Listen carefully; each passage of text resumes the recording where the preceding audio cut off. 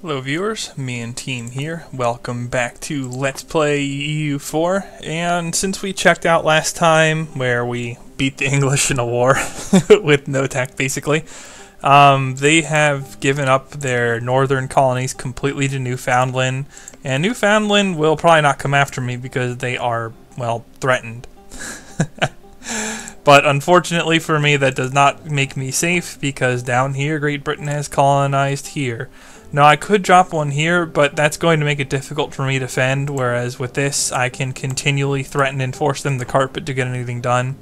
And that worked pretty well for us last time, so we'll just do it again as necessary. I set Apache as a rival, giving me a mission to wipe them from the map. I had been colony feeding them, as I have for many others. And yeah, that went pretty easily, no big deal there. Improving relations with them now. And improving relations with them. So, yeah, Comanche will be annexed pretty soon. I decided since my troops are kind of in the way anyway, I'm going to move them here and protect my vassals' colony holdings to make them viable sooner. Might as well. And the reason for that is that this is indeed staying Protestant, and in fact, I don't have the option to convert it yet, but it is showing up as such here. Which means that I already have a small amount of revolt risk there, and I'm just going to run with it. But this is hopefully not going to be too much of a war episode, but rather a management episode. Because I think at this point in time, it is time for me to go to natives and reform the government. What this will do is it will bring me pretty close to Great Britain in tech, and if I want to westernize, I want to do this pretty early. What do they have in terms of admin tech? Yeah, they're up at 16. So I'm going to get several idea groups right away. I did pick up, actually, I haven't yet, but I'm about to pick up my second idea group. But we're just going to go full-blown reformed government. I don't lose my monarch points, do I? Let's see. Oh, okay, I guess we do not. We are no longer a native tribe, but we just tanked our legitimacy and we have rather emphatic revolt risk as a result of it. National decisions available. I can pass the Mining Act. Yeah, you definitely want production efficiency, so we'll go ahead and do that. But the important thing is that this unlocks idea groups. Yes. One free slot will definitely be religious ideas. Religious ideas are so good in general. And it will help us convert our land once the opportunity arises. Deus Vult gives us a CB on adjacent heathens and heretics. We get an extra missionary. And yes, we get the stability cost, the cheapening of that. For our next one, and I was debating on this a little bit, but I've decided we are going to go with expansion ideas, allowing us to continue our colonization efforts. But that is not it. With expansion, not only do you get colonists, but you also get some economy. You get merchants. They changed this to be from being faster settlers to actually giving you a small boost to the rate. But more importantly, even more diplomatic relations and even more diplomatic reputation. Yes, pretty solid group all the way through.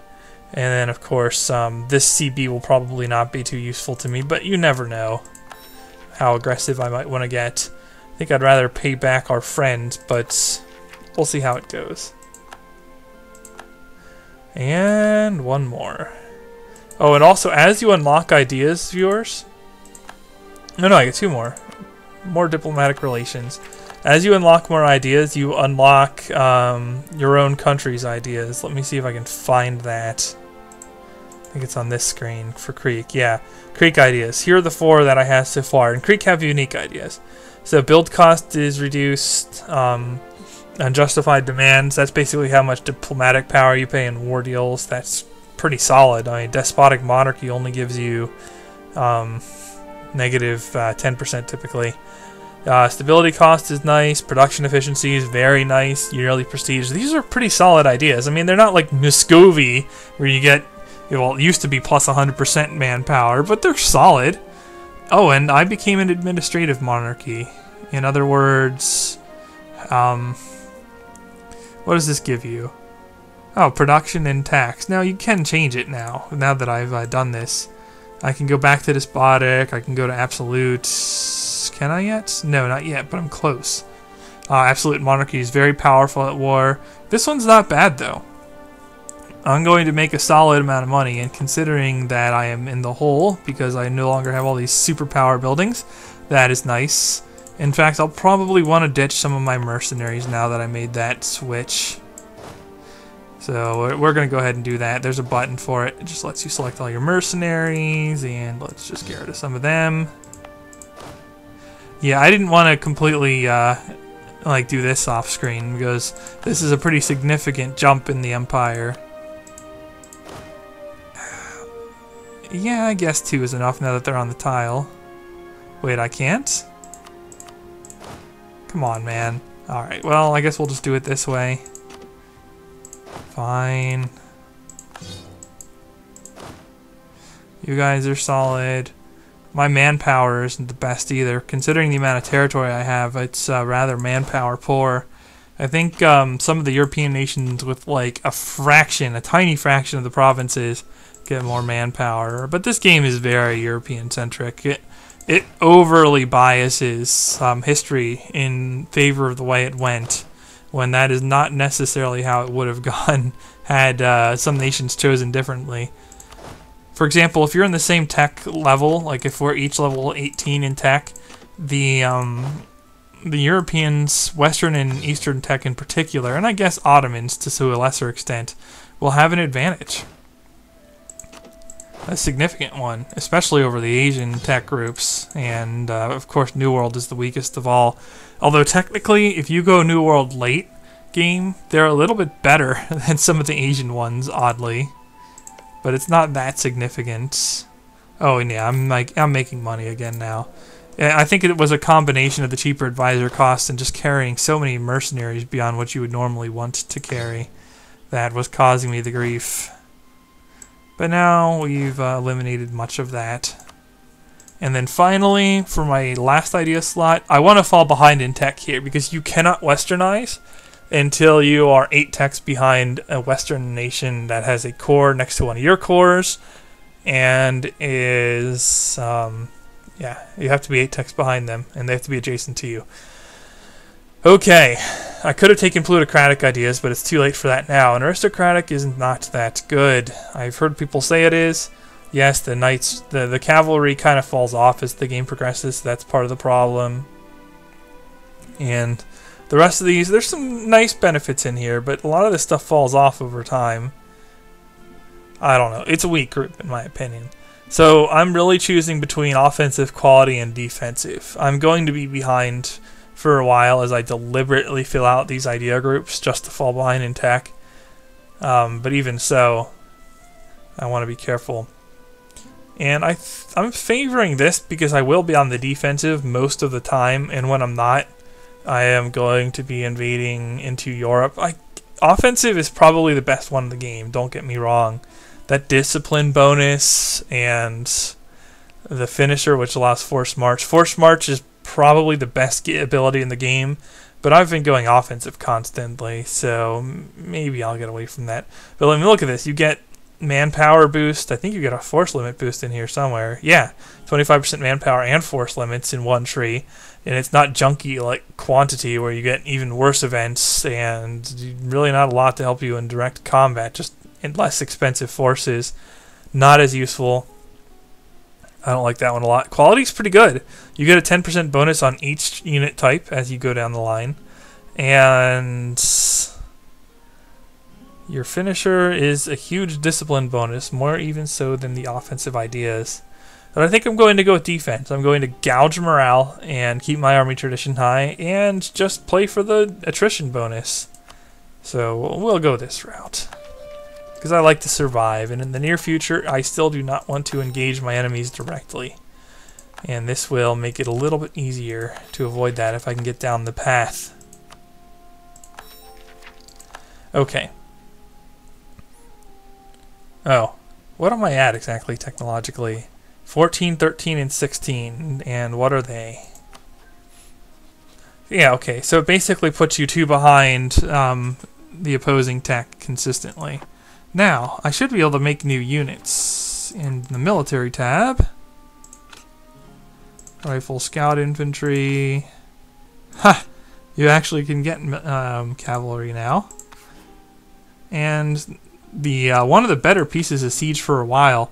I think it's better than the leather cannon, the chambered demi cannon. So we're going to be using that until military tech 20. What decisions are available? Improve fort defense. Oh, it costs a lot of money. Might as well. Not spending a lot. And then we need this to finish, so I'm going to unpause now. This is taking forever. I don't want to send a colonist there for fear of the repercussions. Hang on. Oh, I lost this colonist because I switched out of native ideas, but that's okay. I can replace it. But yeah, I'm afraid like if I send a colonist here, it will overpower the Protestant religion there, and I don't want to do that. I want to get into Protestant because that will make me same religion group as the European colonists, and that will allow me, as well as the actual other Europeans over there, and in doing so I will be able to ally those who I meet.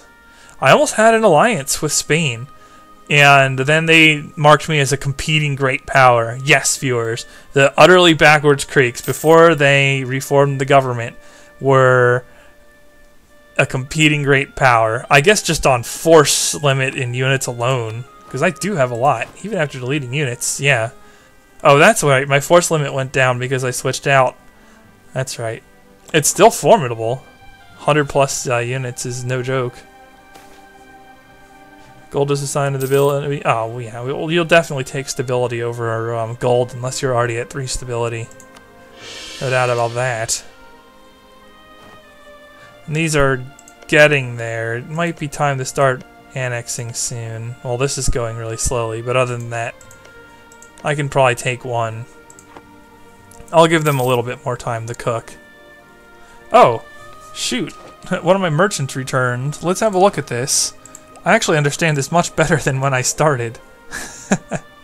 Okay. So, where am I now?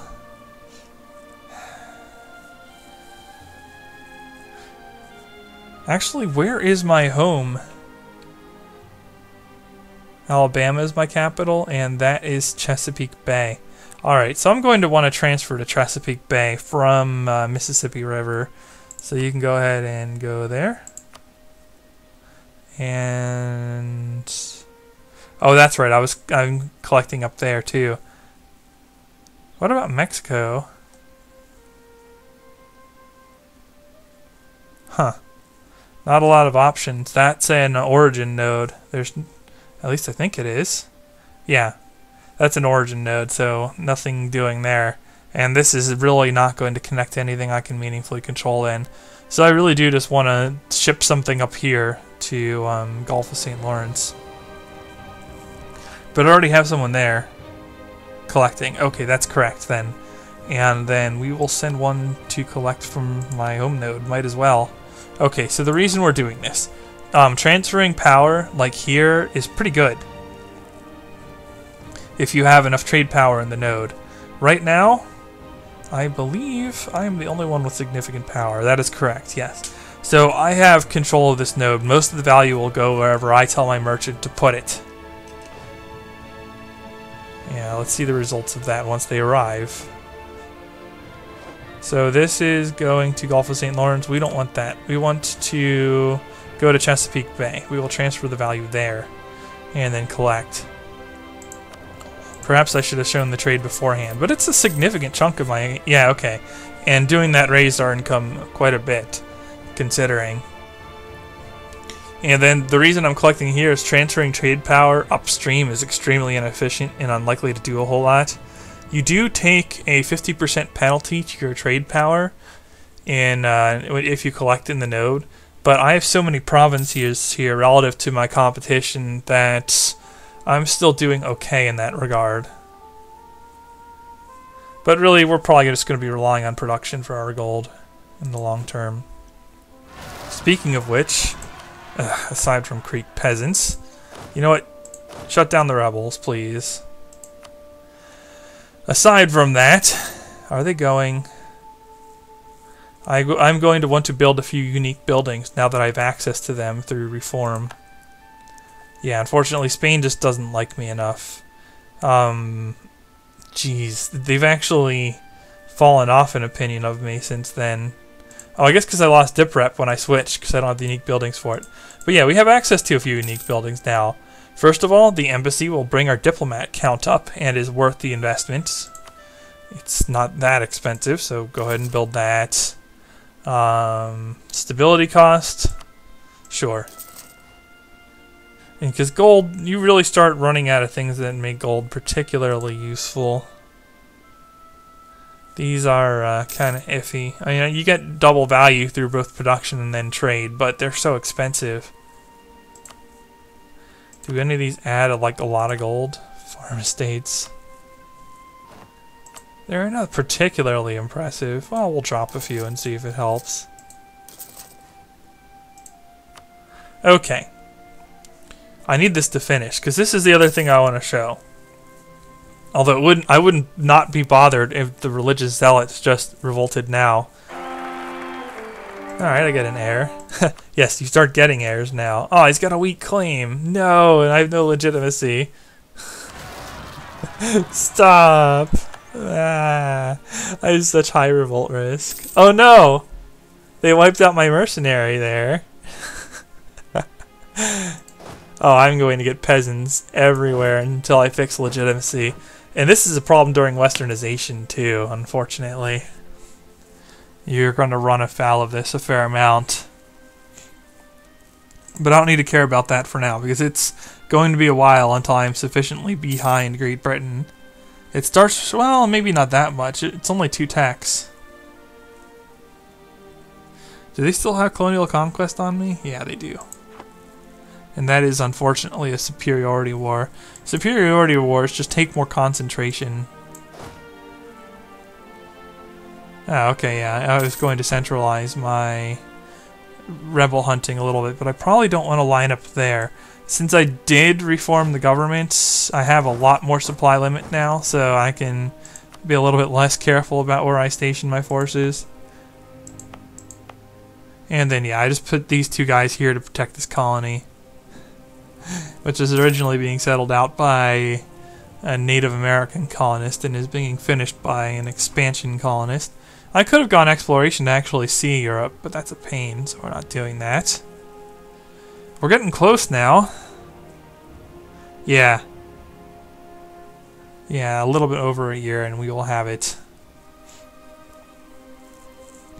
And then, of course, the first thing I do is put a missionary in this territory to quote-unquote attempt to convert it. But I'm going to run my missionary slider at nothing, because that will virtually kill any chance of actually converting the province.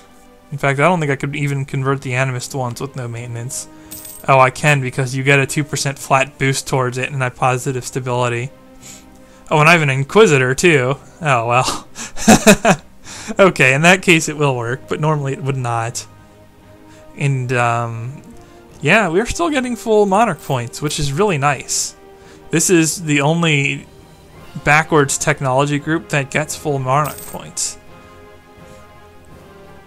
And because of that, I will be able to rapidly attain ideas while I wait to fall behind in technology. But basically, here we go.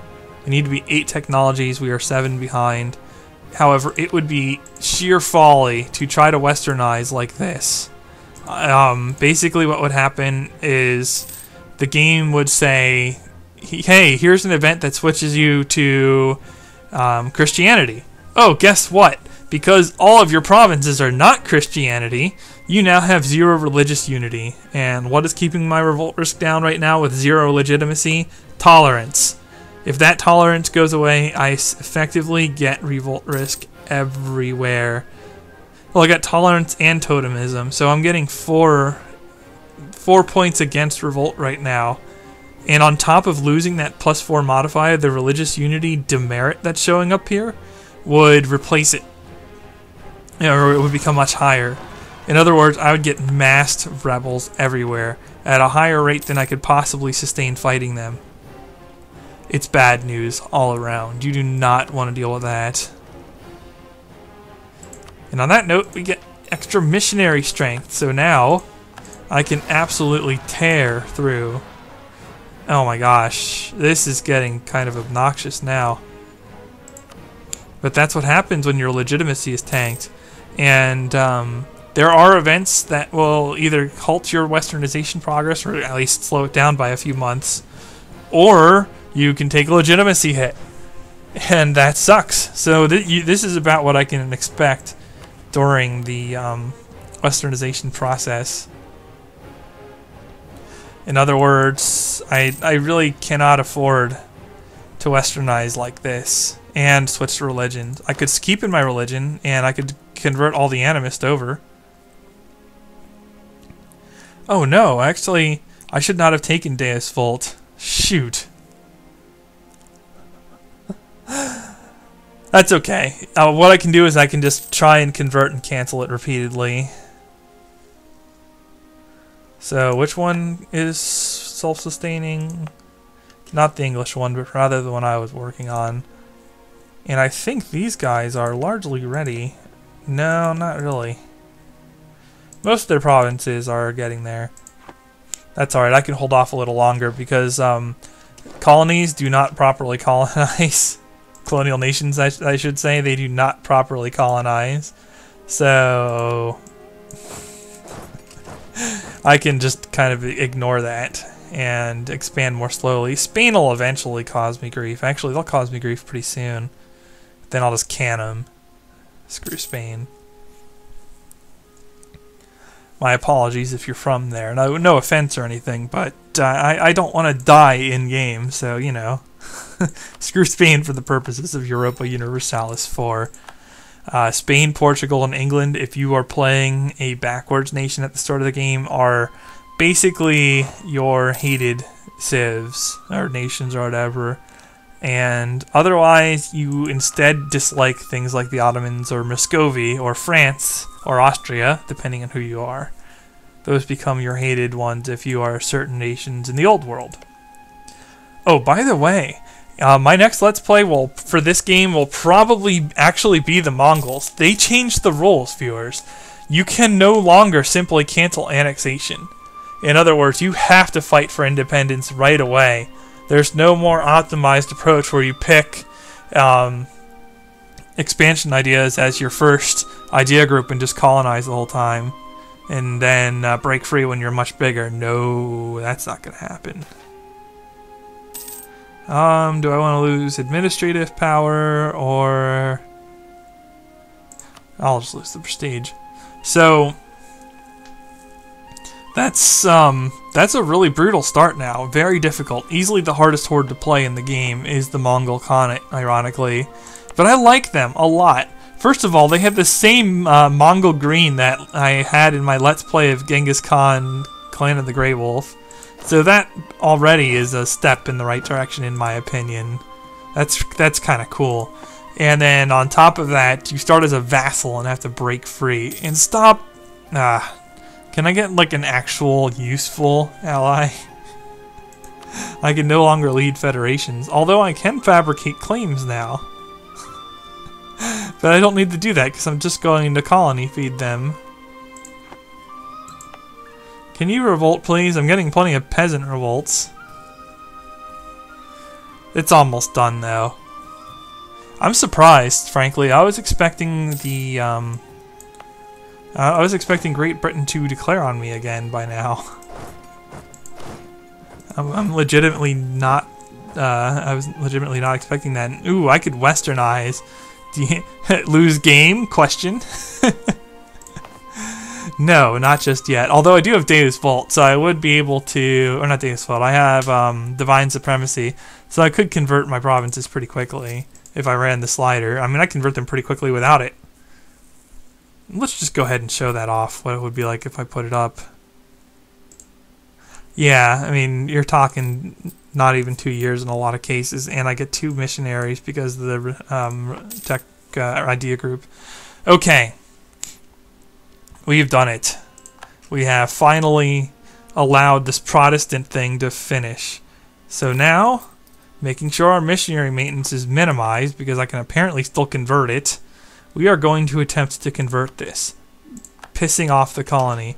This will switch to religious eventually, probably on the next tick. And it's not same culture. That's perfect. It's just crazy that I can convert with no investment. No, yeah, we don't need to pay maintenance. We can just convert anyway. Okay. So if I convert that successfully, I'm boned, and I will probably just stay totemist. Like if I forget. And that's something you can do. It's converting pretty quickly, actually. But yeah, we get religious. And so... the only problem is the Kree might fight them as my vassals. I can... oh, shoot. Oh no, I didn't westernize yet, so I can still take vassals. Okay. Once I westernize, I will no longer be able to vassal these guys. They will instead become protectorates. So that's something to note.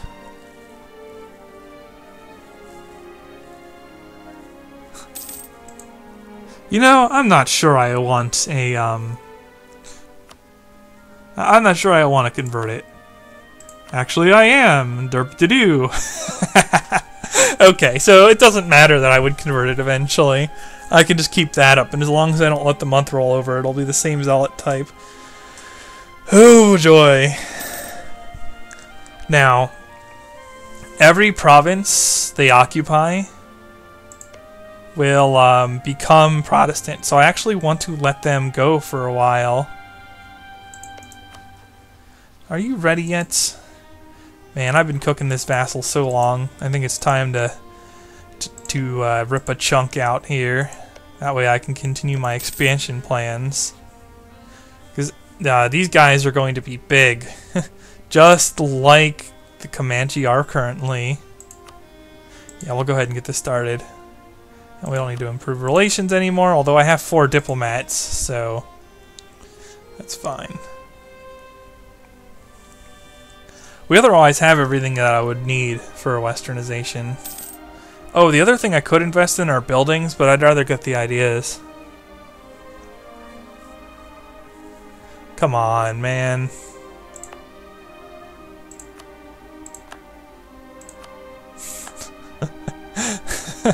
Give me a revolt. And hopefully the Kree doesn't kill it. Although I think if you are pagan, you can, if they're going to kill it, I'll just pause the game and accept their demands. Basically. Oh, that's right, I was working on these guys too, but I can't annex them yet, although I almost can. But their colonies are going to be kind of crummy still. In fact, some of these are completed colonies, right? I can actually move over and defend my next vassal. Spain's creeping in too. And as soon as they're done creeping in, they will also get grabby. I don't want to westernize yet, game. Leave me alone.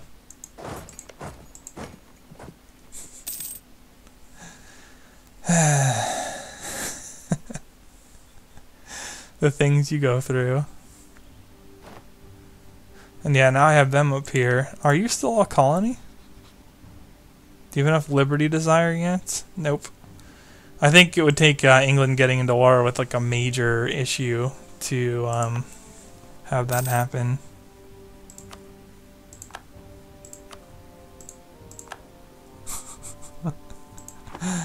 Oh jeez. Well, I guess that's the gist of it, and this video has gone on for a bit. So what I'm going to do is I'm going to finish up annexing the Comanche, let their colonies develop for me, and try to get a religious rebellion, and I will meet you back when it happens.